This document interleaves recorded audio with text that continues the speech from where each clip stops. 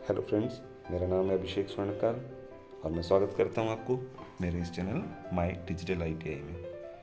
दोस्तों, जैसा कि आपको पता है इस चैनल का नाम से ही कि ये पूरा चैनल है ITI और उससे जुड़ी जानकारियों के बारे में। दोस्तों, आज सबसे बड़ी समस्या ये है कि हम स्कूल के एजुकेशन के बाद कौन से ऐसे कोर्सेज़ करें जिससे हमको आगे की पढ़ाई, बिजनेस या कोई रोज़गार प्राप्त करने में मदद मिले।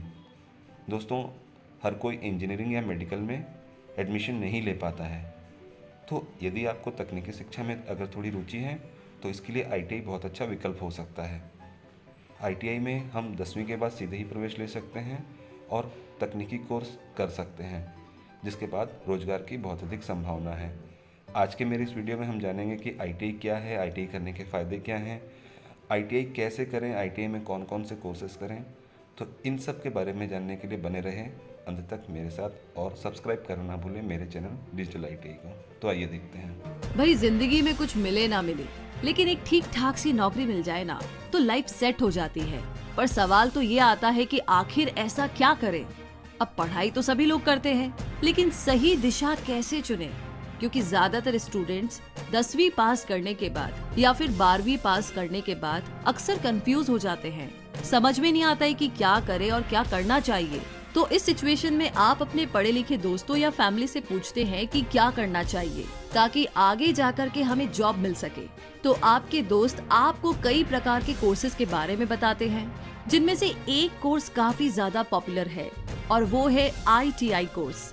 इस कोर्स को आप 8वीं क्लास या फिर 10वीं और 12वीं पास करने के बाद में कर सकते हैं। तो आज हम इस वीडियो में आपको ITI की पूरी जानकारी देंगे कि ITI कोर्स क्या है, इसे करने से क्या फायदा मिलता है और ये कोर्स हमें कब करना चाहिए और क्यों करना चाहिए। तो अगर आप भी 8वीं क्लास से लेकर के 12वीं क्लास के बीच के स्टूडेंट हैं और आपको भी आगे ITI करना है, तो आज की हमारी ये वीडियो आपकी पूरी हेल्प करेगी। तो आइए अब जानते हैं कि ITI कोर्स क्या है। ITI एक इंडस्ट्रियल कोर्स है जिसका पूरा नाम इंडस्ट्रियल ट्रेनिंग इंस्टीट्यूट है, जो कि 8वीं से लेकर 12वीं क्लास तक के स्टूडेंट्स के लिए बनाया गया है। इस कोर्स की खासियत ये है कि इसमें स्टूडेंट्स को इंडस्ट्री लेवल पे काम करने के लिए तैयार किया जाता है ताकि बच्चे एक अच्छी जॉब पा सके। इस कोर्स को 8वीं से लेकर के 12वीं तक के सभी बच्चे कर सकते हैं, जहाँ पर आपको कई तरह के कोर्स यानी कि ट्रेड कराए जाते हैं, जैसे कि mechanic, electronic, fashion designing, computer और बहुत सारे ऐसे और भी कोर्सेज कराए जाते हैं जिन्हें आप करके एक अच्छी जॉब पा सकते हैं।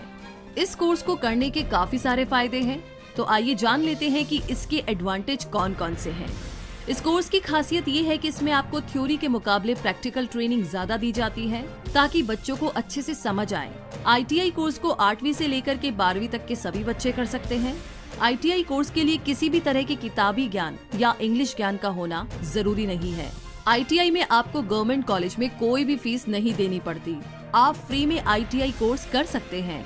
ITI कोर्स के बाद आप डिप्लोमा सेकेंड ईयर में आसानी से एडमिशन ले सकते हैं।